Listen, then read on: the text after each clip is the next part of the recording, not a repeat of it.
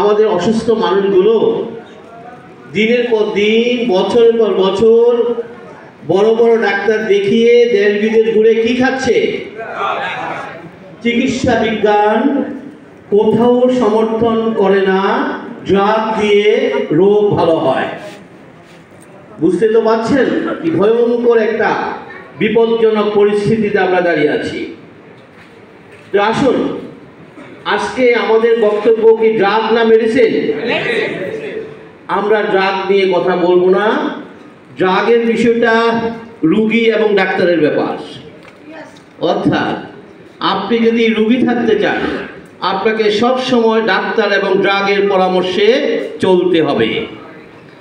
আর আপনি যদি সুস্থ থাকতে চান, ডাক্তার ড্রাগের কোনো প্রয়োজন, জোরে একটা হাত তালিয়ে প্রয়োজন নেই। আমি আবারও বলছি, যদি অসুস্থ থাকতে চান অবশ্যই ডাক্তার ড্রাগের পরামর্শে চলতে হবে, বিপদে পড়ে যাবেন। সুস্থ থাকতে চাইলে এগুলির প্রয়োজন নেই। আরেকটি বিষয় আমি একটু বলে মূল আলোচনা ঢুকবো, যেটা আমি আগেই বলেছি যে আমরা আজকে অনেক কিছু সংক্ষিপ্ত করব। আমরা কিন্তু একটা চ্যালেঞ্জ নিয়ে এসেছি। কি আমরা বলছি, একটি প্রোডাক্ট অনেক রোগ ভালো করে, তাই তো শুনেছেন নাকি? এই সর্বাধুনিক চিকিৎসার যুগে এই বক্তব্যটি কতটুকু সমর্থনযোগ্য? যেখানে আমরা জানি প্রতিটি রোগের জন্য আলাদা ডাক্তার, আলাদা হাসপাতাল, আলাদা চিকিৎসা পদ্ধতি, আর আপনি বলছেন একটি প্রোডাক্ট খেলে সকল রোগ ভালো হয়ে যাবে।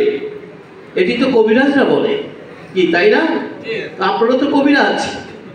হ্যাঁ, আজকে আমরা একটা চ্যালেঞ্জ নিয়ে এসেছি। চ্যালেঞ্জটা কি? আজকে আমরা দেখিয়ে দেব যে একটি ন্যাচারাল মেডিসিন কিভাবে সকল রোগ ভালো করে। আর এই বিষয়টি উপস্থাপনের জন্য আপনাদের সামনে আমি যে বক্তব্যটি নিয়ে আসবো সেটির নাম হচ্ছে stem cell nutrition therapy. Stem cell nutrition therapy একটি চিকিৎসা মেথড, যেটি এলোপ্যাথ নয়, হোমিও নয়, আয়ুর্বেদ নয়, ইউনানি কোনো চিকিৎসা নয়। এটি সম্পূর্ণ একটি নতুন চিকিৎসা পদ্ধতি, যে চিকিৎসা পদ্ধতি আপনার সামনে বর্ণনা করবে কিভাবে প্রাকৃতিক খাবার ব্যবহার করে আপনি রোগ মুক্ত হবেন। কি মুক্ত হবেন? ইয়েস, আমরা রোগ মুক্তির উপরে জোর দিয়েছি। আমরা কেন রোগ মুক্তির উপর জোর দিয়েছি? এই কারণে যে এখন আমরা সকলেই জানি, এতে আমাদের ধারণা যে খাবার দাবার খাবো, ভালো থাকবো। অসুখ বিসুখ হলে কি খাবার দাবারের কথা বলি না, ডাক্তারের কথা বলি? অসুখ বিসুখ হলে আমরা কিন্তু খাবার দাবার কথা বলি না, আমরা বলি যে যত তাড়াতাড়ি পারো ডাক্তার দেখাও, দেরি করলে রোগটা কি হয়ে যাবে? জটিল হয়ে যাবে। আজকে আমরা একটা নতুন চিকিৎসা পদ্ধতি উপস্থাপন করব, যে চিকিৎসা পদ্ধতির মূল বক্তব্য হচ্ছে খাবার দাবার খাবো, ভালো থাকবো। অসুখ বিসুখ হলে আরো বেশি করে খাবো, আর মরতে যদি চাই ডাক্তারের কাছে যাব। ভয় পেয়ে গেলেন? হাই হাই বলে কি? সারা জীবন শুনলাম অসুখ বিসুখ হলে কার কাছে যেতে হবে, আর উনি বলছেন মরতে চাইলে ডাক্তারের কাছে যান। আসুন, এই বিষয়ের উপরে আমরা একটি প্রোগ্রাম দেখব। আমি ইতিমধ্যে, যেহেতু আমি অনেক কথা সংক্ষিপ্ত করব, এই প্রোগ্রামগুলো ইতিমধ্যে আমেরিকার বিভিন্ন ইউনিভার্সিটি কলেজে এই প্রোগ্রামগুলো স্টুডেন্টদের জন্য নির্বাচন করেছে। একটা হাততালি পেতে পারে তো নাকি? আমি যে স্টেম সেল নিউট্রিশন থেরাপি নিয়ে যে বক্তব্যটা দেব, আমার এই বিষয়ে মেইন আর্টিকেলটি ইতিমধ্যেই আমেরিকার হার্ভার্ড ইউনিভার্সিটি তাদের নার্সিং ডিপার্টমেন্টে পড়ার জন্য সিলেকশন করেছে।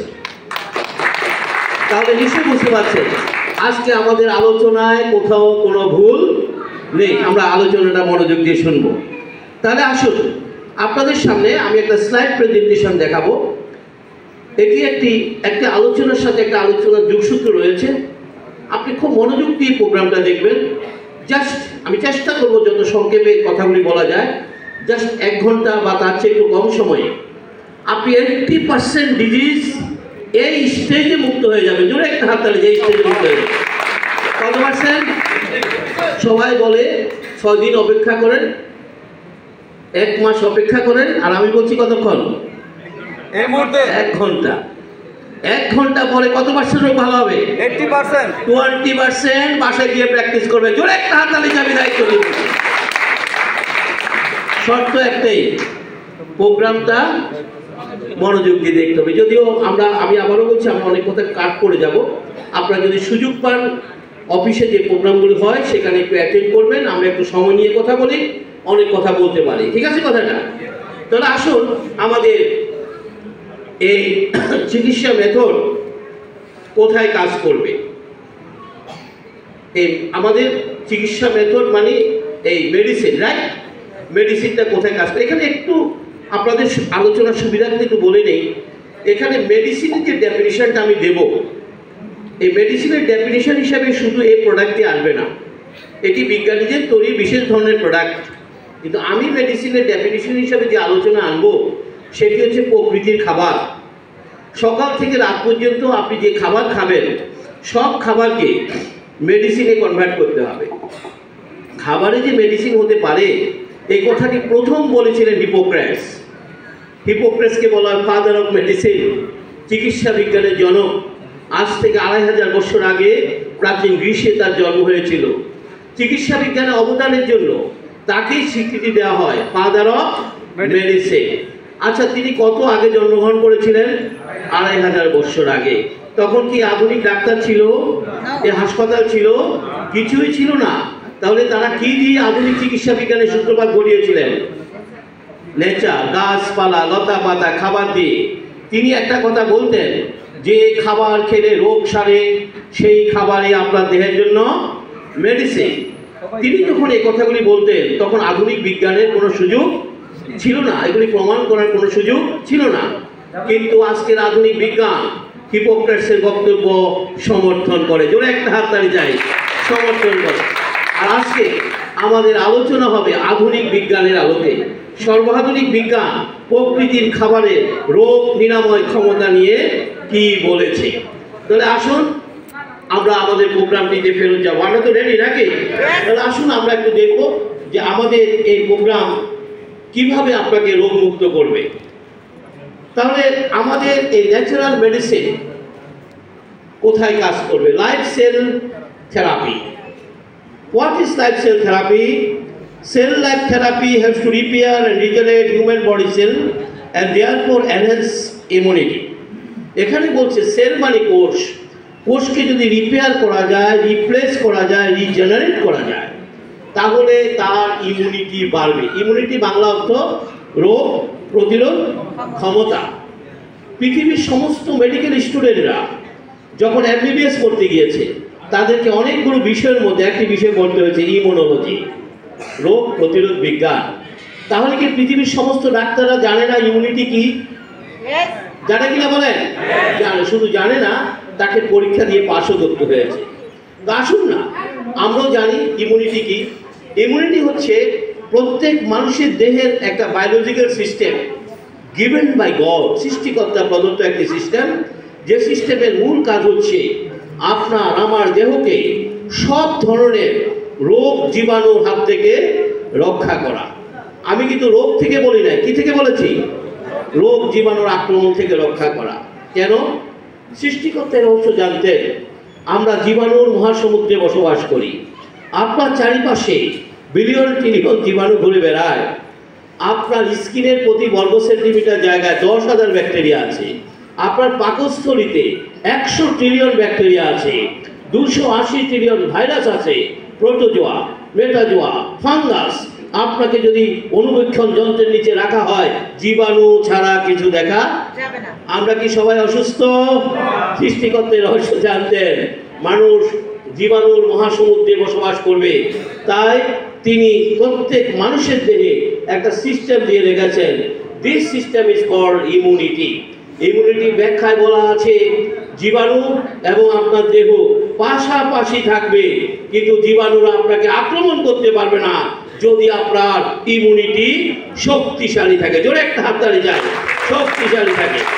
পৃথিবীর সমস্ত ডাক্তাররা, পৃথিবীর সমস্ত সায়েন্টিস্টরা চিকিৎসা বিজ্ঞানের এই মৌলিক সত্যটিকে রোগীদের সামনে গোপন করে রাখেন। কেন গোপন করেন? কারণ তিনি তো আরও বেশি পড়েছেন, অনেক বেশি জেনেছেন। তিনি পড়তে গিয়ে যে জিনিসটা জেনেছেন, ইমিউনিটি ঠিক রাখার দায়িত্ব কোনো ডাক্তারের হাতে দেওয়া হয়নি। ইমিউনিটি ঠিক রাখার দায়িত্ব শুধুমাত্র নেচারের উপর রাখা হয়েছে। জোরে একটা হাততালি চাই চিকিৎসা বিজ্ঞানের জন্য। কিন্তু তাহলে তারা কেন এটা বলেন না? কারণ মনে রাখবেন, প্রতিটি রোগের পেছনের কারণ দুর্বল ইমিউনিটি।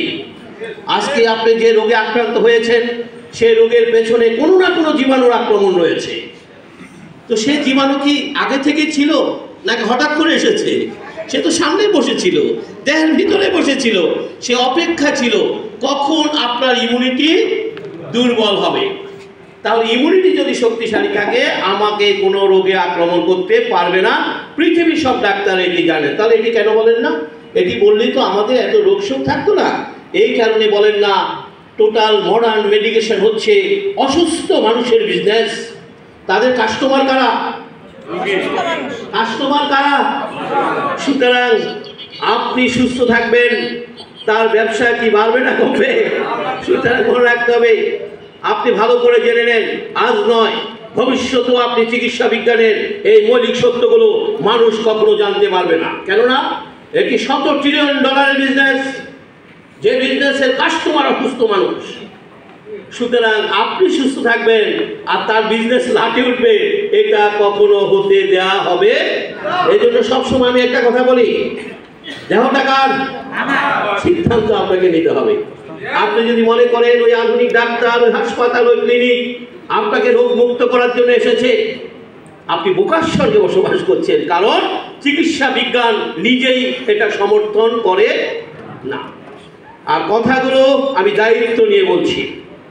তাহলে আসুন, কার ইমিউনিটি বাড়াতে হবে? সেল। তাহলে দেখি সেলটা কি। Cell is tiny, right?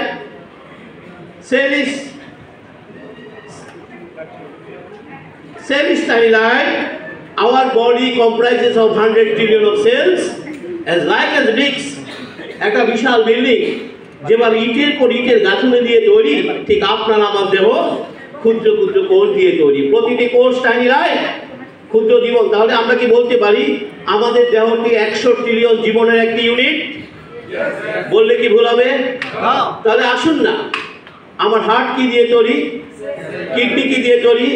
Everything comprises of cell. তাহলে বডিতে যদি কোনো সমস্যা হয়, সমস্যাটা কোথায় হয়েছে? চিকিৎসাটা কোথায় দিতে হবে? পৃথিবীর সমস্ত মেডিকেল স্টুডেন্টরা যখন MBBS পড়তে গিয়েছিলেন, প্রথম যে শব্দটির সাথে পরিচিতি ঘটেছিল সেটি কি?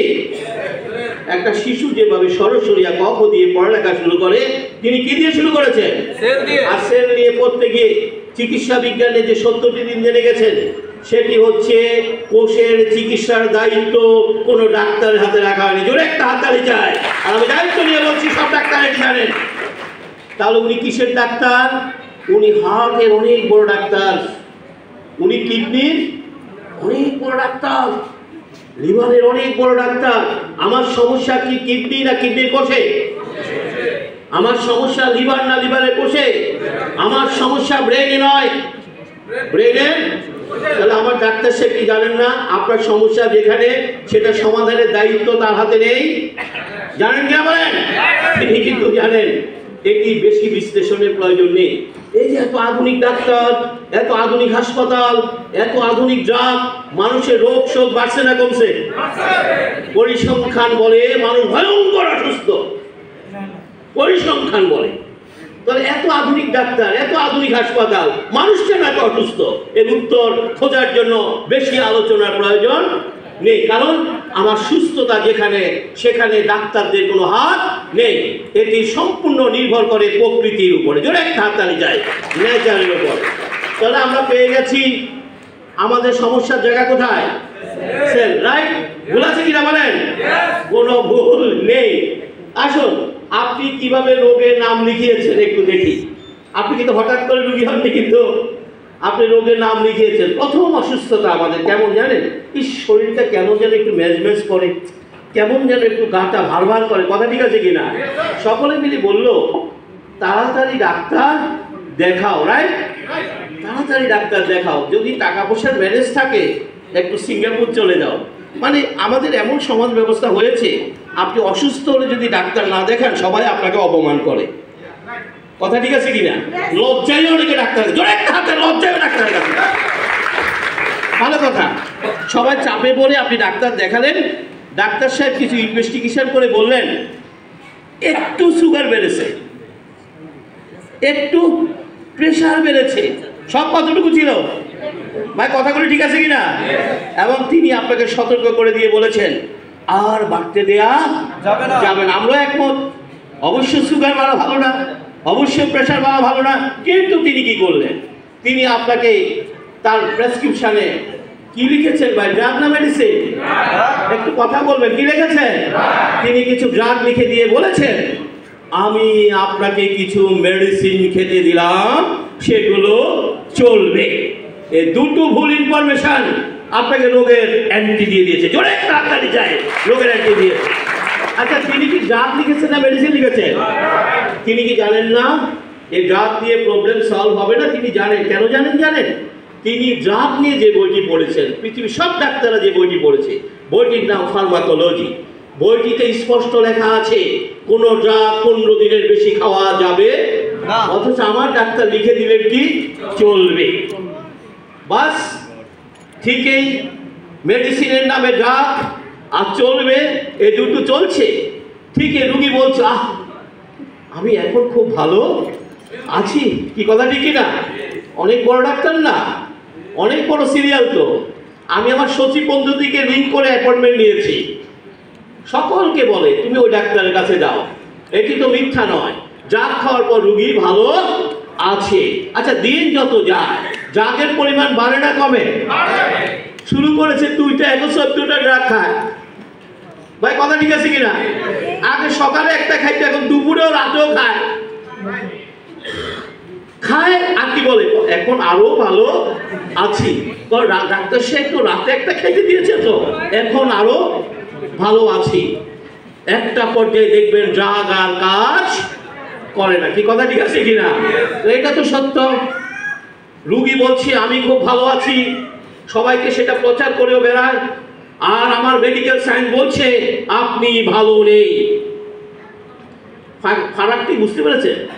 মেডিকেল সায়েন্স কি বলছে? আপনি ভালো নেই। আর আমার পেশেন্ট কি বলে? অনেক বড় ডাক্তার না, ভালো আছি। তাহলে আসুন, কোন ম্যাজিকটা এখানে কাজ করেছে? এখানে একটা ম্যাজিক কাজ করেছে। আসুন আমরা জেনে নেই কি ম্যাজিক কাজ করেছে। যেহেতু আমাদের দেহটা সেল দিয়ে তৈরি, আমাদের সেলের একটা প্রধান অভিযোগ হচ্ছে পেইন। আমাদের যদি ব্যথা না হতো আমরা কখনোই জানতাম না আমরা অসুস্থ। মনে রাখবেন, সেল যখন অসুস্থ হয় সে পেইন দিয়ে একটা মেসেজ ব্রেইনে পাঠায়। তাহলে পেইনকে বলা হয় ক্রাইং অফ সেল। এভাবে হাসি, কাশি, জ্বর, বমি বমি ভাব সব হচ্ছে অসুস্থ কোষের কান্না। আর সে এই মেসেজটা কার কাছে পাঠায়? কার কাছে পাঠায়? ব্রেইনের কাছে পাঠায়। আপনার ব্রেইনের সাথে আপনার 100 ট্রিলিয়ন কোষের নার্ভ ফাইবার দিয়ে যুক্ত। এভাবে যে প্রতিটি লাইট ফ্যান যেভাবে ইলেকট্রিক ওয়্যার দিয়ে যুক্ত, ঠিক একইভাবে আপনার ব্রেইনের সাথে 100 ট্রিলিয়ন কোষের নার্ভ ফাইবার দিয়ে যুক্ত। আপনার বডির নার্ভ ফাইবারগুলিকে যদি লম্বা করা হয় এর দৈর্ঘ্য হবে 90,000 কিলোমিটার। এই জন্যই তো একটা সুই ফুটলেও আপনি টের পাচ্ছেন, একটা পিঁপড়া কামড় দিলেও আপনি টের পাচ্ছেন। এই মেসেজটা সে কোথায় পাঠিয়ে দেয়? ঠিক কোন যখন অসুস্থ হয় মেসেজ কোথায় পাঠিয়ে দেয়? তো আমি যখন ডাক্তারের কাছে যাচ্ছি, আমি বিভিন্ন কমপ্লেন নিয়ে যাচ্ছি, তাহলে কি ডাক্তার সাহেব জানে না কমপ্লেনটা কার বলে কে? জানে কিনা? কমপ্লেন কার বলে কে তিনি জানেন কিনা? জানেন, কারণ তিনি তো এগুলি করেছেন এবং তিনি এও জানেন এই কমপ্লেন ভালো করার সুযোগ আমার হাতে নেই। কিন্তু আপনি তো তার কাছে গিয়েছেন, এই জন্য তারা নতুন মেডিকেশন ফরমেশন করেছে, ড্রাগ মেডিকেশন। ড্রাগ মেডিকেশন হচ্ছে কতগুলো সিনথেটিক কেমিক্যাল যেগুলো ল্যাবে গবেষণার মাধ্যমে নিশ্চিত করা হয় যে এই কেমিক্যালগুলো আপনার বডিকে ব্রেনের সাথে সমস্ত বডির যোগাযোগ বিচ্ছিন্ন করে দেবে। জোরে একটা হাততালি চাই। আমি সংক্ষেপে বললাম, আর আমি দায়িত্ব নিয়ে বলছি প্রত্যেকটা ড্রাগের কাজ ব্রেনের সাথে যোগাযোগ বিচ্ছিন্ন করে দেওয়া। বাস, রুগী তো এখন আর কোনো মেসেজ দিতে পারে? তাহলে কি মেসেজ দিতে পারে না, কিন্তু সমস্যা কি চলছে? কথা বলবেন? মেসেজ দিতে পারে না, সমস্যা চলছে, সমস্যা চলছে। দিন যায় জাগ বাড়ে, দিন যায় জাগ বাড়ে, একটা পর্যায়ে দেখবেন জাগ আর কাজ করে না। কেন করে না? কারণ আগে অল্প কিছু সংখ্যক অসুস্থ ছিল সেল, এখন অনেক বেশি সেল অসুস্থ। ডাক্তার সাহেব বললো আপনার তো লিভারের অর্ধেক নাই। কত বছর পরে ভাই? 10-15 বছর পরে। আপনার তো কিডনি নাই, আপনার তো স্টোমাকে ক্যান্সার। কত বছর পরে? 10-15 বছর চা খাওয়ার পরে গুলি বলছেন। মানে কি? মানে এই যে সিগন্যাল বন্ধ করে করে রেখেছে, এখন এত বেশি ড্যামেজ হয়েছে, সিগন্যাল আর বন্ধ করতে পারে না। তখন বলে বাড়ি নিয়ে যান, যা খুশি খাইতে চায়। আমার মনে হয় অভিজ্ঞতা কম বেশি সকলের ঘরে আছে। তাহলে আমরা কি বুঝতে পেরেছি কোন ম্যাজিকটা কাজ করেছে? আমরা যারা জাত ডিপেন্ডেন্ট হয়ে আছি, আপনি ভয়ঙ্কর একটা বিপজ্জনক অবস্থায় দাঁড়িয়ে আছেন। জোরে একটা হাততালি চাই, জোরে একটা বড়। আপনি এই বিপদ থেকে আর বেরোতে পারবেন না। অবশ্যই জাত খেলে সাথে সাথে রোগী বলে অনেক ভালো আছি। ডাক্তার সাহেব বলছে যে আগে তো সকালে একটা খাইতে, দেখো রাতেও একটা খান।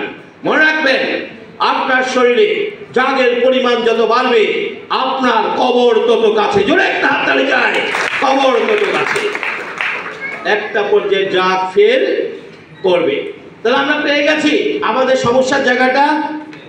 Sell cell cell. আমরা কি সেল কি খালি চোখে দেখতে পাই? সেল খালি চোখে দেখা যায়? তো বডিটাতে সেল দিয়ে তৈরি। আসুন আমরা এই অংশটুকু দেখবো। দেখবেন বডিতে সেল ছাড়া কিছু নেই। দেখি আমাদের জন্মটা কিভাবে হলো। বাবার একটা স্পার্ম, মায়ের একটা এগ মিলনের ফলে মাতৃজরায়ুতে প্রথম যে কোষটির জন্ম হয়েছে, ইট ওয়াজ আওয়ার ফার্স্ট সেল। বিজ্ঞানীরা সেই আদি কোষটির নাম দিয়েছে জাইগোট। কি নাম দিয়েছে? তাহলে আমাদের সকলের প্রথম কোষটির নাম কি? ওই পুতিন বলেন, ওই বাইডেন বলেন, সকলে একই নিয়মে জন্মগ্রহণ করেছে। তাহলে আসুন এই জাইগোট সৃষ্টির জন্য কি রহস্য কাজ করেছে? এটা ডিম্বাণু, আর এগুলো হচ্ছে স্পার্ম। বলছে মায়ের একটা ডিম্বাণুর সাথে বাবার 100 কোটি স্পার্ম ফাইট করেছে আপনার আমার সৃষ্টির জন্য। সেখানে একটি মাত্র ডিম্বাণুর সাথে একটি মাত্র স্পার্ম কন্ট্যাক্ট করতে সক্ষম হয় আউট অফ 100 কোর স্পার্ম। এবং নতুন যে প্রাণের সঞ্চার হয়েছে, ইট ওয়াজ আওয়ার ফার্স্ট লাইফ। আপনি এখন যে ছবিটি দেখছেন, এই ছবিটি জাইগোটের একটা অরিজিনাল ছবি। বিজ্ঞানের আধুনিক ইলেকট্রনিক মাইক্রোস্কোপ দিয়ে আপনার আমার 6 দিন বয়সের ছবি তুলেছে। এটি 10 লক্ষ গুণ বড় করে দেখানো হয়েছে। আপনার 6 দিন বয়সের ছবিটা দেখে নেন। আচ্ছা, এই কোষটি এখন আপনি নাকি? কি কথা ঠিক আছে কিনা? এই কোষটি আমি। এখন আপনার উচ্চতা কত? 5 ফিট 5 ইঞ্চি, 6 ইঞ্চি। তখন ওনার উচ্চতা কত ছিল? কিছুতে একটা ছিল। বিজ্ঞানের এই কোষটির আয়তন মেপেছে। আয়তন মেপে বলেছে এই কোষটির আয়তন ছিল 0.6 মাইক্রন। What is micron? 1 মিটারের 10 লক্ষ ভাগে 1 ভাগকে বলে 1 মাইক্রন। আপনার আয়তন তার চেয়ে ছোট ছিল। বিজ্ঞানীরা এই কোষটির ওজন মেপেছে। ওজন মেপে বলেছে এই কোষটির ওজন ছিল 1 ন্যানোগ্রাম। What is nanogram? 1 গ্রামের 100 কোটি ভাগের 1 ভাগকে বলা হয় 1 ন্যানোগ্রাম। আপনার ওজন ছিল 1 ন্যানোগ্রাম। এখন কত? 60 কেজি, 70 কেজি। 1000 গ্রাম সমান 1 কেজি। এভাবে 70 কেজি। আর আমার জন্মের সময় ওজন কত ছিল? 1 ন্যানোগ্রাম। তো এটি কি ছিল? বিজ্ঞান বলছে এটি ছিল একটা অদৃশ্য লাইট, আলো, নূর। এই যে মানুষ নূর থেকে তৈরি হয়েছে, আলো থেকে তৈরি হয়েছে। বিজ্ঞান কিন্তু এই কথাটা সমর্থন করে, কিন্তু বিজ্ঞান বলছে সে অদৃশ্য লাইটটি ছিল একটি লাইট। করে একটা হাততালি চায়, একটি লাইট। আরো আধুনিক ছবি দেখে নেন, আরো আধুনিক ছবি। পেছনেরটা মাতৃজরায়ু, এটি 6 ডেজ এমব্রায়ো। বিজ্ঞানীরা লক্ষ্য করলেন আফটার 6 ডেজ এটি নড়ে চড়ে বসেছে এবং ডিভিশন হওয়া শুরু করলো নিয়ম মেপে। 1, 2, 4, 8, 16। যতই ডিভিশন হওয়া শুরু করলো ততই ক্ষুদ্র কোষটি আকার আকৃতিতে পরিবর্তন হতে লাগলো। 58 দিনের মাথায় 5 মিলিমিটারের একটি পূর্ণাঙ্গ মানব ভ্রূণে পরিণত হয়ে গেল। এই যে একটি পূর্ণাঙ্গ মানব ভ্রূণে পরিণত হলো, তার সমস্ত অঙ্গ প্রত্যঙ্গ তৈরি হলো। কোথেকে তৈরি হয়েছে? বিজ্ঞান বলছে ওই ক্ষুদ্র জায়গাটির ভিতরে আপনার দেহের সমস্ত অঙ্গ প্রত্যঙ্গের গোপন কোড লুকায়িত ছিল। শুধু এখানে নয়, 2002 সালে বিজ্ঞানীরা এই কোষটির জেনেটিক্যাল ম্যাপ আবিষ্কার করেছে, যেটাকে জেনোম বলা হয়। আপনার আইটা কোথায় লুকায়িত ছিল, আপনার হার্টটা কোথায় লুকায়িত ছিল, কিডনিটা কোথায় লুকায়িত ছিল, সেটা জেনেটিক্যাল ম্যাপ পর্যন্ত বিজ্ঞানীরা আবিষ্কার করেছে। তাহলে এটি তো 9 মাস মাতৃগর্ভে থাকবে, রাইট? 9 মাস পরে সে ভূমিষ্ঠ হবে, তরুণে পরিণত হবে, যুবকে পরিণত হবে, প্রৌঢ়ে পরিণত হবে, বার্ধক্যে পরিণত হবে, এই কোষ্ঠীর মৃত্যু ঘটবে। তাহলে জন্ম থেকে মৃত্যু পর্যন্ত আমার দেহে যদি কোনো রোগ হয়, রোগটি কোথায় হয়েছে? কথা বলে কোথায় হয়েছে? আপনি তরুণ, আপনি সে জায়গোট, আপনি বৃদ্ধ, আপনি সে জায়গোট, আপনি শিশু, একটি কোষে রূপান্তর হয়েছে। বিজ্ঞান বলছে জন্ম থেকে মৃত্যু পর্যন্ত আপনি যদি একটি কোষের টেক কেয়ার করেন, আপনার বডিতে কোনো রোগ হবে। এই কথাটা কি কখনো আধুনিক ডাক্তাররা বলবে? একটু কথা বলে না, বলবে? বলবে না। কেননা যদি এই কথাটা বলে তাহলে ওনাদের মেইন ব্যবসায়ী তো হচ্ছে কোষটাকে যত পারো অসুস্থ রাখো, তাড়াতাড়ি চাই অসুস্থ রাখো। কোষ যত অসুস্থ হবে, ভ্যারাইটিস ডিপার্টমেন্ট তৈরি হয়ে যাবে। ওনারা আমাদের দেহটাকে ভাগযোগ করে নিয়ে গেছে এই কারণে, মানে এটা হার্টের ডাক্তার, এটা কিডনির ডাক্তার, এটা লিভারের ডাক্তার, এটা চোখের ডাক্তার। আসলে কি এগুলি দরকার আছে কি? একটি কোষকে যদি আমরা ঠিক রাখি, আমার বডিতে কোনো রোগ হবে না। বিজ্ঞান বলছে এই কোষটি 1000 বছর পর্যন্ত প্রকৃতিতে বাঁচতে পারে। প্রমাণ আছে, আমাদের অনেক নবীরা 900, 950 বছর বেঁচে ছিলেন। বিজ্ঞানও বলছে এটি 1000 বছর বাঁচতে পারে। তাহলে যে কোষটি 1000 বছর বাঁচতে পারে, সে কোষটি মাত্র 40, 45, 50 বছর যাওয়ার পর হার্ট নাই, কিডনি নাই, লিভার নাই, চোখ নাই, নাই নাই নাই, সব ডাক্তার আর বাড়ি। কথা ঠিক আছে না? সব ডাক্তার আর বাড়ি। এমন একটি ঘর নাই যে ঘরে একজন সুস্থ মানুষের সন্ধান পাওয়া যায়। চিকিৎসা বিজ্ঞান কি এটা সমর্থন করে? কথা বলেন, করে? তাহলে কেন এমন হলো? নিশ্চয়ই পেছনে অন্য কোনো কারণ। চিকিৎসা বিজ্ঞান বলছে না, এত তাড়াতাড়ি আপনার এই হাল হওয়ার কথা না। তাহলে নিশ্চয়ই কোনো কারণ আছে। আসুন আমরা খুব সংক্ষেপে কিছু কারণ বলি যে কারণে আপনার কোষটা আর্লিয়ার ড্যামেজ হয়ে গেছে। নাম্বার 1, প্রথম কারণ, খুব মনোযোগ দিয়ে শুনবেন ভাই, এগুলি শিখতে জানতে আমার অনেক কষ্ট হয়েছে। আপনি একটু মনোযোগ দিয়ে শুনেন, এর পেছনে কিন্তু অনেক বেশি বেশি পড়ালেখা করতে হয়েছে। আমি খুব চেষ্টা বলে দিচ্ছি, কিন্তু এগুলি সত্য মনে রাখতে হবে। তাহলে আসেন, প্রথম কারণ, এই যে আমাদের জায়গাটা তৈরি হলো মাতৃজরায়ুতে শুক্রাণু এবং ডিম্বাণুর মিলনের ফলে আমাদের যখনই কনসিভ করে তখন মেয়েদের একটা ফ্যাশন, চল তো দেখি ছেলেরা মেয়ে হয়েছে। আচ্ছা, এই যে ছেলেরা মেয়ে হয়েছে, এটা কি আপনি খালি চোখে দেখবেন না মেশিন দিয়ে দেখবেন? এই মেশিনটার নাম আল্ট্রাসোনো। আল্ট্রাসোনো হচ্ছে একটি ডিভাইস, যে ডিভাইসটি অতি উচ্চগতি সম্পন্ন সাউন্ড থ্রো করে। সাউন্ডের একটা ধর্ম হচ্ছে এটি কোথাও বাধাপ্রাপ্ত হলে কি করে? ফেরত আসে। বিজ্ঞানীরা ফেরত আসা সাউন্ডটিকে ইলেকট্রিক সিগন্যালে কনভার্ট করে ছবি তোলে। এটি আল্ট্রাসোনো। আমরা যেরকম সাধারণ ক্যামেরাতে আলো নিক্ষেপ করে ছবি তুলি, এভাবে সাউন্ড দিয়েও ছবি তোলা যায়। তবে সাউন্ড দিয়ে ছবি তোলার প্রযুক্তিটা আবিষ্কার হয়েছে সমুদ্রের অভ্যন্তরে, ভূপৃষ্ঠের অভ্যন্তরে জরিপ চালানোর জন্য। এটা প্যাক দেখার জন্য আবিষ্কার হয় না। এটা ছিল চিকিৎসা ব্যবসায়ীদের কূটকৌশল। তারা ভাবলো সমুদ্রের অভ্যন্তর যদি দেখা যায়, প্যাটও তো দেখা যায়, অসুবিধা কোথায়? কিন্তু চিকিৎসা বিজ্ঞান বলছে আল্ট্রাসোনো করানো যাবে না। তাড়াতাড়ি চায়, আল্ট্রাসোনো করানো যাবে না। চিকিৎসা বিজ্ঞান বলছে কথায় কথায় সিটি স্ক্যান করানো যাবে না, এমআরআই করানো যাবে না। নিশ্চয়ই তো এগুলির পেছনে ব্যাখ্যা আছে। তাহলে আমরা কি এসব নিয়ম মানি? আমাদের ডাক্তাররা কি এসব নিয়ম মানে? তাহলে তিনি কি চিকিৎসা বিজ্ঞান ফলো করেন না চিকিৎসা ব্যবসা ফলো করেন? আমরা চিকিৎসা ব্যবসার শিকার হয়েছি।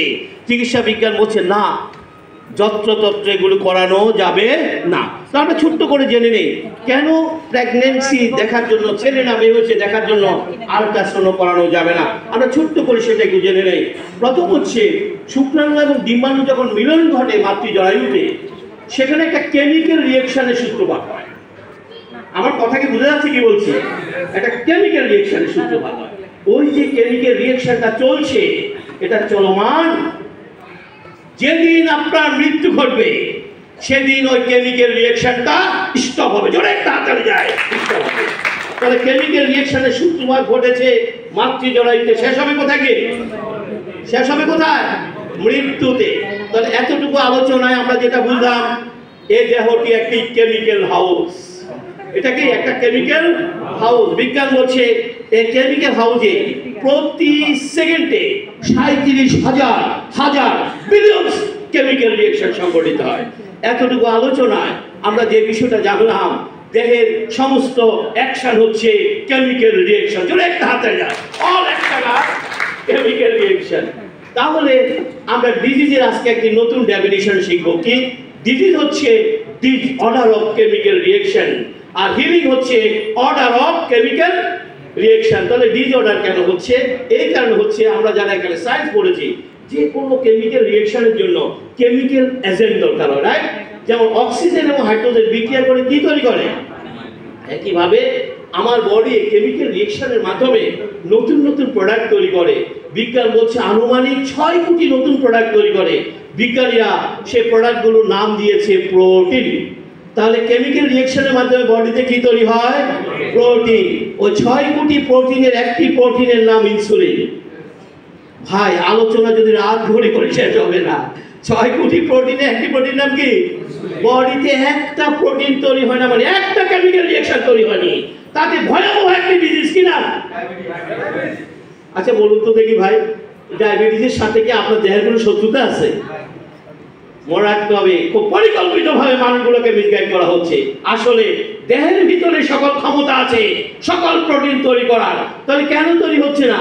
কারণ প্রোটিন তৈরি করার, রিঅ্যাকশন করার যে কাঁচামাল দরকার, সেই কাঁচামালগুলি কোত্থেকে আসবে? বলছে আপনার বডির রিয়েক্টগুলো, আপনার বডিতে এজেন্টগুলো, যে এজেন্টগুলো কেমিক্যাল রিঅ্যাকশনে অ্যাটেন্ড করবে, সেগুলির উৎস হচ্ছে প্রকৃতির খাবার। জোরে তাড়াতাড়ি চাই, প্রকৃতির খাবার। আজকে বিজ্ঞান বলছে আপনার দেহের সাথে আপনার প্রকৃতির এত দূরত্ব তৈরি হয়েছে, ঠিক মতো কেমিক্যাল এজেন্টগুলো বডিতে আসতে পারে না, ফলে কেমিক্যাল রিঅ্যাকশনগুলো ঠিক মতো সংঘটিত হয় না। মনে রাখতে হবে, ক্যান্সার, জানেন ক্যান্সার হচ্ছে আপনার বডির সবচেয়ে জঘন্য কেমিক্যাল ডিসঅর্ডার, সবচেয়ে খারাপ ডিসঅর্ডার, যেটি হলে মানুষ আর রেহাই পায় না। কিন্তু আবার হাসি, কাশি, এগুলো হলো সামান্য কেমিক্যাল ডিসঅর্ডার। জোরে তাড়াতাড়ি যায়, সামান্য কেমিক্যাল ডিসঅর্ডার। কিন্তু এভাবে কেমিক্যাল ডিসঅর্ডারগুলো চলতে গেলে দিনের পর দিন কেমিক্যাল ডিসঅর্ডার চলতে থাকে এবং আপনি ভয়াবহ ডিজিজে আক্রান্ত হয়ে যাচ্ছেন। তাহলে কেমিক্যাল ডিসঅর্ডারের কারণ কি? কারণ হচ্ছে কেমিক্যাল এজেন্টগুলো বডিতে আসে না। আর কেমিক্যাল এজেন্টগুলোর উৎস কি? প্রকৃতির খাবার। জোরে তাড়াতাড়ি, যে প্রকৃতির খাবার। তাহলে আসেন, আমরা এই প্রকৃতির খাবারগুলো ঠিক মতো পাই না। আসুন, এটা কেন নিষেধ করেছে সেটা বলে শেষ করি অংশটুকু। এই কারণে নিষেধ করে বলছে, আপনার সিলিং দিস এমব্রায়ো অত্যন্ত সেন্সিটিভ, সে কেমিক্যাল রিঅ্যাকশনের মাধ্যমে আপনার অঙ্গ প্রত্যঙ্গ তৈরি কাজে ব্যস্ত। ঠিক সে সময় আপনি সাউন্ড দিয়ে দেখলেন ছেলে না মেয়ে হয়েছে। যারা কেমিস্ট্রি পড়েছেন তারা জানবেন, যে কোনো কেমিক্যাল রিঅ্যাকশন অল্টার হতে পারে। আপনি যদি বাইরে থেকে সাউন্ড দেন, যদি আপনি কিকে দেন, হিট দেন, বা অন্য কোনো কেমিক্যাল, বা এটা ক্যাটালিস্ট বলা হয়, যদি অ্যাড করেন, তাহলে পুরো কেমিক্যাল রিঅ্যাকশনটি কি হতে পারে? চেঞ্জ হতে পারে। তাহলে এই যে আপনি বারবার সেখানে সাউন্ড দিচ্ছেন, সেখানে কেমিক্যাল রিঅ্যাকশন ডিসঅর্ডার হচ্ছে, আর তার ফলশ্রুতিতে জন্ম নিচ্ছে অটিজম শিশু। এই যে আজকে এত অটিজম শিশু জন্ম হচ্ছে, তার পেছনে প্রধান দায়ী এই ধরনের কেমিক্যাল ডিসঅর্ডার। খেয়াল রাখতে হবে।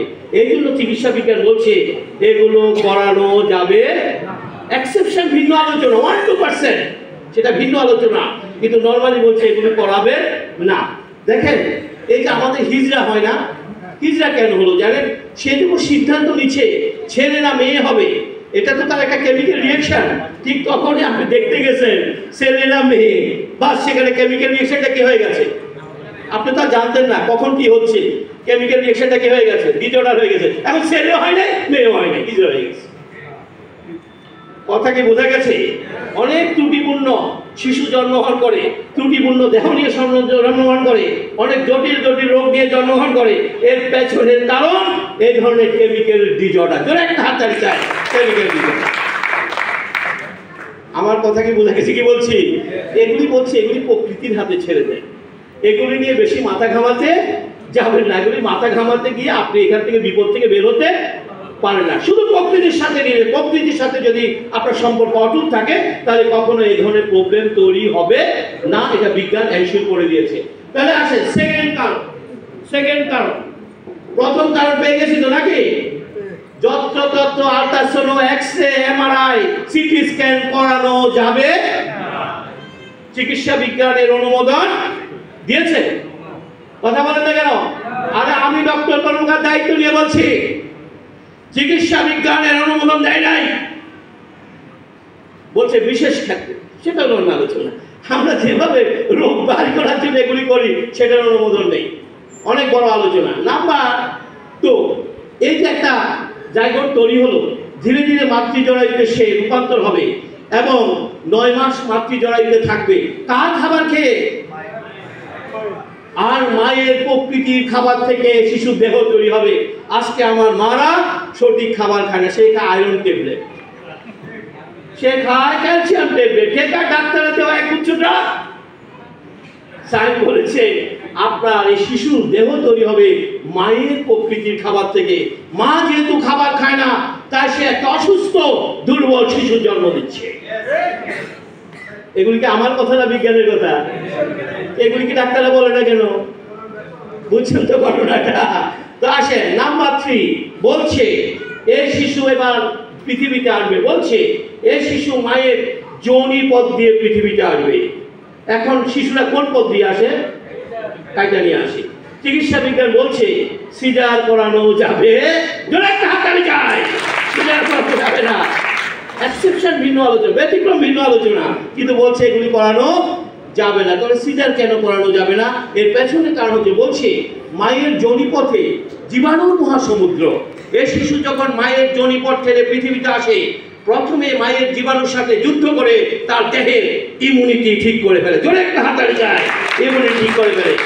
আপনি কি এখন জীবাণুর সাথে যুদ্ধ করছেন? কথা বলেন, যুদ্ধ করছেন। এবং সেদিন আপনার মৃত্যু ঘটবে, আমার মৃত্যু ঘটবে, যেদিন জীবাণুর সাথে যুদ্ধ করার ক্ষমতা হারিয়ে ফেলবে। আমাদেরকে কিন্তু মিসগাইড করা হচ্ছে, মনে রাখতে হবে বিষয়টা উল্টো। আপনার সাথে জীবাণুর সাথে ফাইট করে আপনাকে বাঁচতে হবে, জীবাণুকে এলিমিনেট করে বাঁচার কোনো সুযোগ। এই জন্য তো সৃষ্টিকর্তা কি করেছেন? আপনার বডিতে একটা ইমিউনিটি দিয়ে রেখেছেন। ইমিউনিটির কাজ হচ্ছে জীবাণুও থাকবে, দেহ থাকবে, কিন্তু জীবাণুরা তোমাকে আক্রমণ করতে পারবে না যদি কি শক্তিশালী থাকে। তো ইমিউনিটি শক্তিশালী রাখার দায়িত্ব কি ডাক্তার হাতে না নেচার হাতে? আর আপনি কার হাতে অর্পণ করেছেন দেহটাকে? বুঝছেন তো ঘটনাটা কোন জায়গায়? এই জন্য সারাক্ষণ অসুস্থ, জোরে একটা হাততালি যায়, সারাক্ষণ অসুস্থ। এই কারণে ইমিউনিটি ঠিক রাখার দায়িত্ব তো ডাক্তার হাতে না। আপনি তো খাইছেন প্যারাসিটামল, আপনি তো খাইছেন অ্যান্টিবায়োটিক, এগুলো দিয়ে বডি ঠিক থাকবে। এই ভালো, এই খারাপ, এই ভালো, এই খারাপ। আমার মেসেজটা কি পাচ্ছেন তো নাকি? একটু তাড়াহুড়া হচ্ছে, তারপর আমি মনে করছি আমি মূল মেসেজটা দিতে পারছি। তাহলে নাম্বার 4 বলছে শিশু জন্মের 6 মাস মাতৃদুগ্ধ পান করবে। এখনকার শিশুরা মাতৃদুগ্ধ পায় না, কেননা কারণ মা তো খাবারে খায় না, যার কারণে মায়ের ব্রেস্ট মিল্ক নেই, তাই সে পটের দুধ খায়। কার দুধ খায়? পটের দুধ আর মায়ের দুধ তো কি এক? যার কারণে সে শিশু সেখানেও তার দেহটা ঠিক মতো তৈরি হতে পারেনি। 5 নম্বর কারণ বলছে শিশু যখন প্রাকৃতিক খাবারে ফেরত আসবে তখন তার মুখে তুলে দেওয়া হয় কি? চিপস, লজেন্স, কি ভাই, ড্রিঙ্কস, এভাবে চলতে থাকে 30-40 বছর পর্যন্ত। এমন কোনো খাবার নাই সে খাইয়া শেষ করে না। কি কথা ঠিক আছে কিনা? শুরু করেছে লজেন্স দিয়ে আর চলছে ঠিক 40-45 বছর পর বলতেছে কেমন যেন শরীরটা বেজ করে, কেমন যেন ভার ভার হয়। সকলে মিলে কি বললো? তাড়াতাড়ি ডাক্তার দেখাও। ডাক্তার সে কিছু টেস্ট করে বললেন সব কিছু কতটুকু? একটু একটু। তারপর তিনি কি বললেন? আমি আপনাকে কি দিলাম? ড্রাগ না মেডিসিন দিয়েছেন? ড্রাগ বলার সময় বলছেন মেডিসিন, বলছে চলবে। 5 সেকেন্ড দিতে শিকার হয়ে গেছে। জোরে একটা হাততালি চাই, ফাইনাল হয়ে গেছে। 10-15 বছর ড্রাগ খাওয়ার পর আর ব্যাক করার কোনো সুযোগ থাকে। কিন্তু যেদিন আপনার দেহ কমপ্লেন করেছিল সেদিন সে কিন্তু কমপ্লেন করেছিল কিসের জন্য জানেন? সে আপনাকে আকুতি জানিয়েছিল ব্যাক টু নেচার। জোরে একটা হাততালি চাই। সেদিন যদি প্রতিটি মানুষ আবারও নেচারে ব্যাক করতো এই ক্ষতিটা হতো না। আমি কিন্তু সবসময় একটা কথা বলি ভাই, মৃত্যু হবে, মৃত্যু নিয়ে আমাদের কোনো আপত্তি নেই, কিন্তু আমরা এখন যেভাবে মানুষের মৃত্যু হচ্ছে সুস্থ দেহে না অসুস্থ দেহে? ভয়ঙ্করভাবে মৃত্যু হচ্ছে মানুষের, কিন্তু এটা হওয়া উচিত না। এই জন্য আমরা মৃত্যু নিয়ে ভাববো না, আমরা প্রতিটা মুহূর্তে ভাববো সুস্থতা নিয়ে। সুস্থতার দায়িত্ব নিজের হাতে সৃষ্টিকর্তা এবং চিকিৎসা বিজ্ঞান কেউ সুস্থতার দায়িত্ব ডাক্তারদের হাতে রাখেনি। জোরে একটা হাততালি চাই। সুস্থতার দায়িত্ব নিজের হাতে সৃষ্টিকর্তা রাখেনি, চিকিৎসা বিজ্ঞানও রাখেনি। এতটুকু আলোচনায় কোথাও কি দেখেছেন ডাক্তার এবং চিকিৎসা এটা সমর্থন করে? কোথাও দেখেছেন? না, আসলে রাখেনি। বলছে যে না, এটা সম্পূর্ণ দায়িত্ব প্রকৃতির হাতে। তাহলে আসুন দেখেন, আমি যে আলোচনাটা করছি এই আলোচনার বিষয় হচ্ছে স্ট্রেস এন্ড নিউট্রিশন থেরাপি, যে মেথডটি অলরেডি হার্ভার্ড তাদের নার্সিং ডিপার্টমেন্টে অ্যাড করেছে তাদের পড়ানোর জন্য স্টুডেন্টদেরকে। তাহলে মনে রাখতে হবে আমি যে কথাগুলি বলছি সে কথাগুলিতে কোথাও কোনো ভুল নেই, মনে রাখতে হবে। তাহলে আসুন আমরা সর্বশেষ আলোচনা। আমরা এখন যে বয়সে আছি আমরা কেউ এই দাবি করতে পারবো না আমরা কি সুস্থ করতে পারবো না। তাহলে আমরা একটু জেনে নেই, তাহলে এই কোষটাকে যদি আমরা সুস্থ করতে পারি আমরা কি সুস্থ হয়ে উঠবো না? তাহলে কোষকে সুস্থ করার দায়িত্ব কার হাতে? নেচার না ডাক্তার? তাহলে তো আমাদের ডাক্তারের সাথে কোনো আলোচনার প্রয়োজন নেই। জোরে একটা হাততালি যায়। ডাক্তারের সাথে আলোচনার প্রয়োজন আছে। আমি যদি অসুস্থ থাকতে চাই আর আমি যদি সুস্থ থাকতে চাই, আলোচনার সূত্রপাত ঘটাতে হবে কার সাথে? জোরে একটা হাততালি যায়। নেচারের সাথে। আর অসুস্থ থাকতে আলোচনা কার সাথে করতে হবে? তাহলে আসুন, আমার মনে হয় পৃথিবীতে একজন মানুষও খুঁজে পাওয়া যাবে না যে বলবে আমি অসুস্থ থাকতে, সবাই বলে আমি কি থাকতে চাই? সুস্থ থাকতে চাই। তাহলে আসুন আমরা খুব তাড়াতাড়ি এই সুস্থতা কিভাবে ফিরবো দুটো কৌশল বর্ণনা করি। প্রথম হচ্ছে আমরা যারা এখানে আছি তারা জীবিত না মৃত? এই যে আমরা জীবিত কেমনে জানলাম জানেন? মৃত মানুষ দেখে। দেখবেন গ্রামের দেশে বুড়া বুড়া কি বলে, নাই গো না, কি নাই? বাতাস না। অর্থাৎ একজন মানুষ যদি দম না নিতে পারে সে মৃত মানুষ।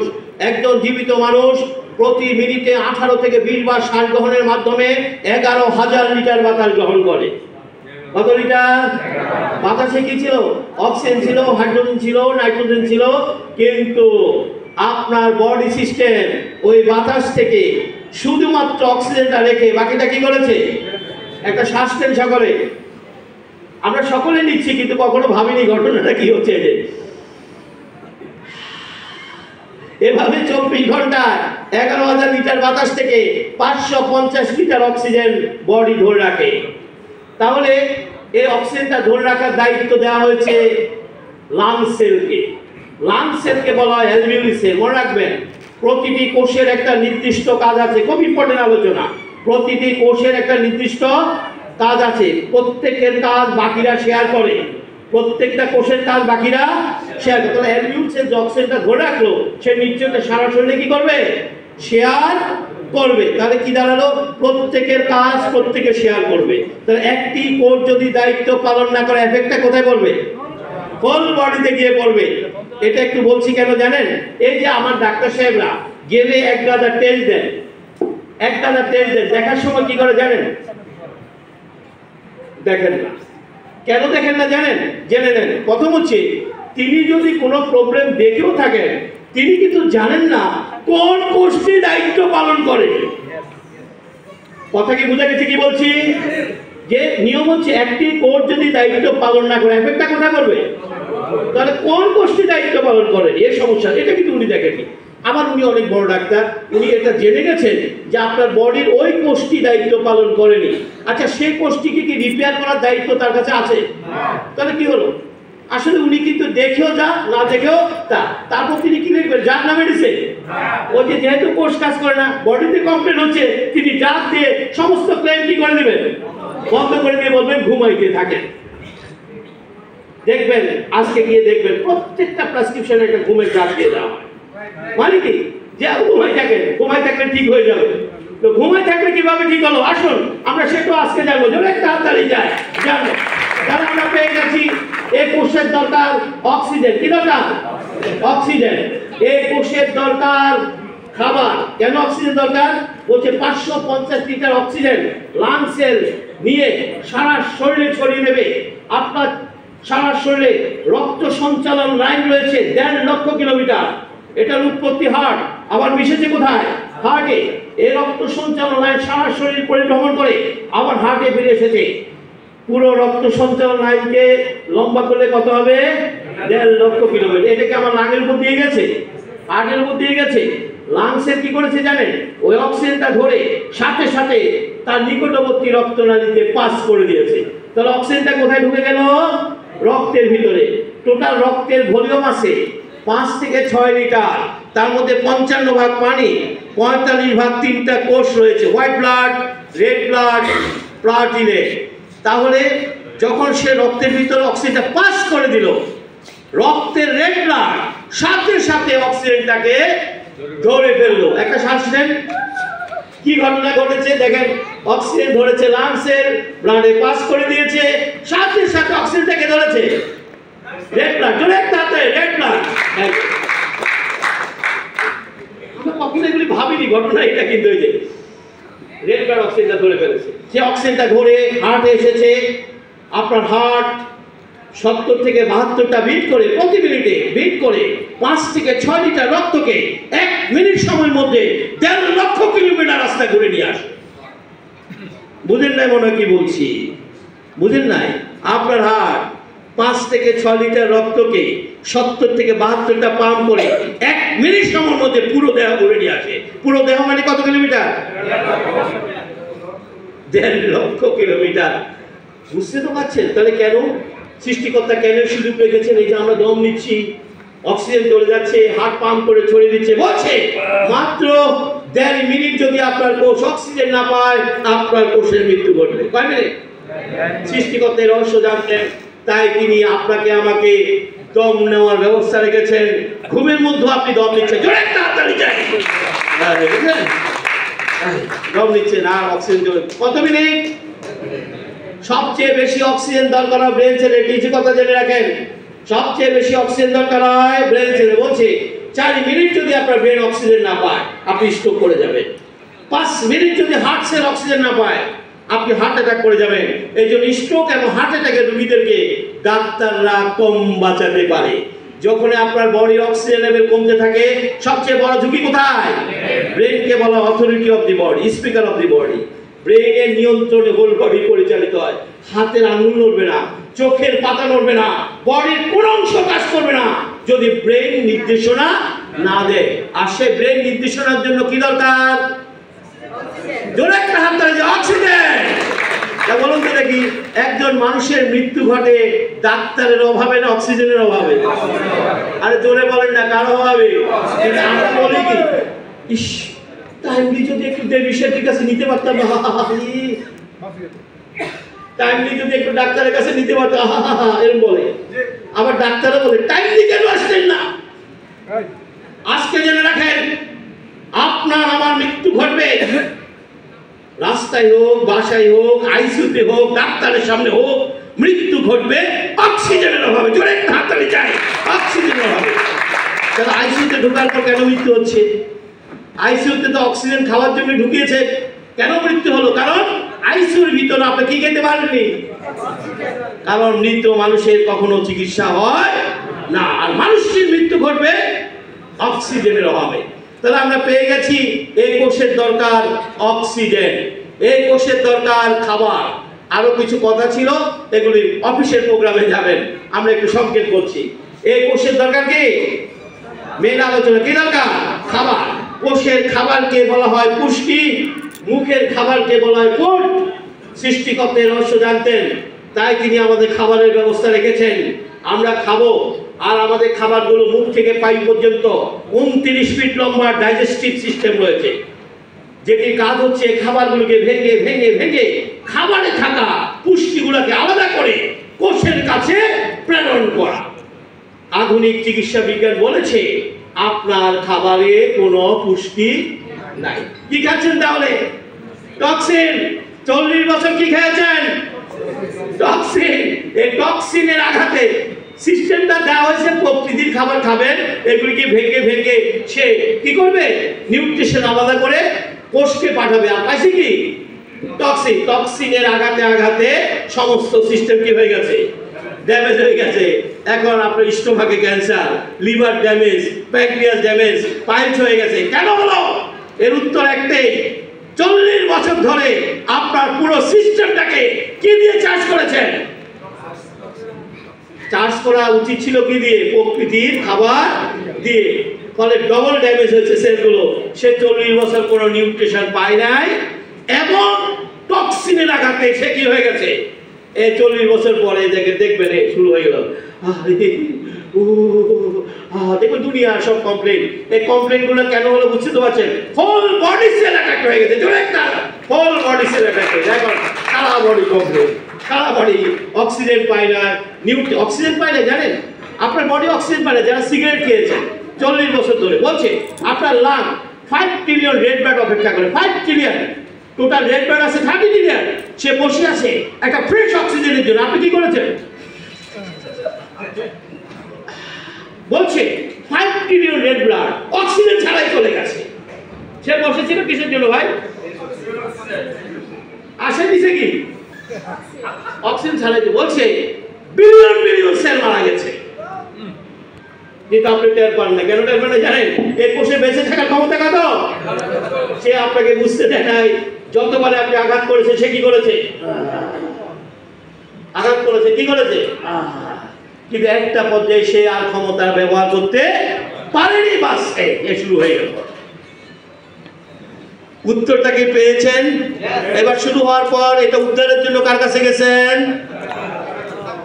কার কাছে গেছেন? এই আরেক বিপদের মধ্যে পড়লেন। কারণ ডাক্তার সাহেব কি কোষের ট্রিটমেন্ট দেয় না ড্রাগ দিয়ে সব সিমটম বন্ধ করে দেবে?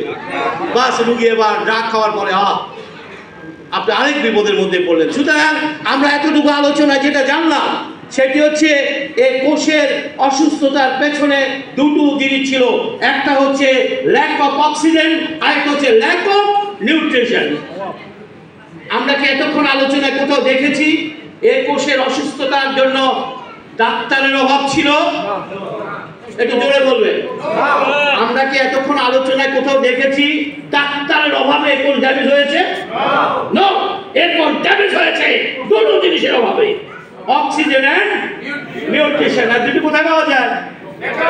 জোরে একটা হাততালি চাই না জানে। এই দুটি কখনো ডাক্তার বানাতে পারে না, এই দুটি কখনো সায়েন্টিস্ট বানাতে পারে না।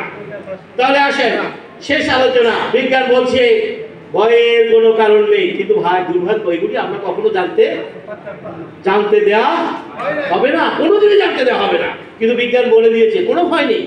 আপনি যদি আবারও যদি এই কোষে নিউট্রিশন এবং অক্সিজেন লেভেল ব্যাক করে দিতে পারেন, কোষ আবারও ঘুরে দাঁড়াতে পারে। আর এই পুরো মেথডটি না স্টেম সেল নিউট্রিশন থেরাপি। ধরে একটা হাততালি দেন। আমরা এই মেথড ব্যবহার করে কিভাবে কাজ করে আপনি আজকে থেকে প্র্যাকটিস শুরু করবেন। কি ভাই, আমি যে আলোচনা শুরুতে বলেছিলাম দেখবেন আলোচনা শেষে আপনার রোগ 80% ভালো হবে। কিছুটা কি আজ পাওয়া গেছে? এই বাকিটা আজ এখন পাবেন যে আসলে তো ঘটনাটা ঠিক। আমরা কি মনে আছে আমার সেলটা কিভাবে তৈরি হলো এবং সেটা ডিভিশন হচ্ছে? বলছে সেলটা ডিভিশন হয়ে 220টা কোষে পরিণত হয়ে গেছে। এক একটা কোষ এক একটা অর্গানে পরিণত হয়েছে। বিজ্ঞানীরা প্রথমে 220টি কোষের নাম দিয়েছে স্টেম সেল। কি নাম দিয়েছে? Stem cell. এক একটি স্টেম সেল এক একটি অর্গানে পরিণত হয়ে গেছে। বিজ্ঞানীরা সেই অর্গানগুলোকে বলছে ফাংশনাল সেল। কি সেল? তাহলে আমার দেহটা কোন সেল দিয়ে পরিচালিত হয়? আমি ডাক্তারের কাছে যাচ্ছি কোন সেলের প্রবলেম নিয়ে? হার্ট, কিডনি, লিভার, আই সব ফাংশনাল সেল। আর আজকে জেনে রাখুন বিজ্ঞান কি বলছে। 2012, 2015, 2016 সালে এগুলোর জন্য নোবেল পুরস্কার হয়েছে। বিজ্ঞান বলছে আপনার আমার বডিতে কোনো ফাংশনাল সেল 7 থেকে 10 বছরের বেশি থাকে না। জোরে একটা হাততালি দিয়ে থাকে। বলছে 7 থেকে 10 বছর অন্তর অন্তর পুরো দেহটা নতুন করে তৈরি হয়ে যায়। তবে এটা এত স্লোলি ঘটে আমরা বাইক থেকে খুব একটা বুঝতে পারি না। কিন্তু নদীর স্রোতের মতো আপনি নদীর যে পানিটা দেখেছেন এটা ওল্ড পানি না নিউ পানি? ঠিক একইভাবে আপনি যে দেহটা দেখছেন এই দেহটা অলওয়েজ নিউ। একদিকে যে ওল্ড সেলগুলো চলে যাবে, সাথে সাথে নিউ সেল রিপ্লেস করে দেবে স্টেম সেল। জোরে একটা হাততালি যায় স্টেম সেল। তাহলে একটি ঘটনা ওল্ড সেল চলে যাচ্ছে, নিউ সেল আসছে না, এটাই হচ্ছে আপনার ডিজিজ। মনে রাখতে হবে, এটাই প্রবলেম মনে রাখতে হবে। ফাংশনাল সেলগুলো একসাথে চেঞ্জ হয় না, যার কারণে আমরা বুঝতে পারি না। এক একটা ফাংশনাল সেলের চেঞ্জিং টাইম এক এক রকম। যেমন টোটাল রেড ব্লাড চেঞ্জ হয়ে যায় 120 দিনে। কত দিনে? আপনার বডিতে টোটাল রেড ব্লাড আছে 30 ট্রিলিয়ন। কত? আচ্ছা, রেড ব্লাডের কাজ কি ভাই? ভুলে গেছেন? আচ্ছা, অক্সিজেন না নিতে পারলে সর্বোচ্চ কতক্ষণ বাঁচবেন? 4 মিনিট। এতদিন বাইসে আছেন কিভাবে? উত্তর একটাই, বলছে প্রতি সেকেন্ডে আপনার বডিতে 20 থেকে 25 মিলিয়ন রেড ব্লাড মারা যাচ্ছে। এটা কি ন্যাচারাল না আনন্যাচারাল? তার বয়স ফুরিয়ে গেছে, তার মৃত্যু ঘটেছে। আচ্ছা, এত সংখ্যক রেড ব্লাড যে প্রতি সেকেন্ডে মারা যাচ্ছে, আমার কি রেড ব্লাডের সংখ্যা কমে যাওয়ার কথা না? তাহলে রেড ব্লাডের সংখ্যা, রেড ব্লাড লাল কেন জানেন? রেড ব্লাড লাল এই কারণে, রেড ব্লাডের উপরে একটি আবরণ রয়েছে, এটাকে বলা হয় হিমোগ্লোবিন। কি বলা হয়? মূলত হিমোগ্লোবিনই অক্সিজেনটা ক্যারি করে। তাহলে অক্সিজেনটা ধরে কে? এই জন্য দেখবেন আপনি যখন হাসপাতালে যাবেন, ডাক্তাররা আগে ব্লাড মাপে, এই কারণে মাপে যে হিমোগ্লোবিন লেভেল ঠিক আছে কিনা। একজন সুস্থ মানুষের দেহে হিমোগ্লোবিন লেভেল থাকবে 12 থেকে 14%। কত পার্সেন্ট? এটার অর্থ দ্বারা আপনার বডিতে পর্যাপ্ত রেড ব্লাড আছে, হিমোগ্লোবিন আছে, এবং আপনার অক্সিজেন লেভেল কি? জোরে একটা হাতে অক্সিজেন লেভেল ওকে। এর জন্য ডাক্তার এটি মাপে। ডাক্তার সাহেব মেপলেন, এই বিষয়ে বিশেষজ্ঞ ডক্টরকে বলা হয় হেমাটোলজিস্ট। তিনি ব্লাড বা মাপলেন, মেপে বললেন আপনার হিমোগ্লোবিন পাওয়া গেছে 7%। কত পার্সেন্ট? আচ্ছা বলুন তো, আমরা কেউ ডাক্তার না, কি ঘটনা ঘটেছে? হিমোগ্লোবিন লেভেল 7%, মানে আপনার বডিতে অক্সিজেন লেভেল কত পার্সেন্ট? 50%। আর অক্সিজেন লেভেল 50% হওয়ার কারণে সবচেয়ে বড় ঝুঁকি কোথায়? আপনি যে কোনো সময় স্ট্রোক হতে পারে। ডাক্তার সাহেব কিন্তু এই পড়ালেখাটা ভালোই করেছেন। হিমোগ্লোবিন লেভেল যত কম, অক্সিজেন লেভেল তত কম।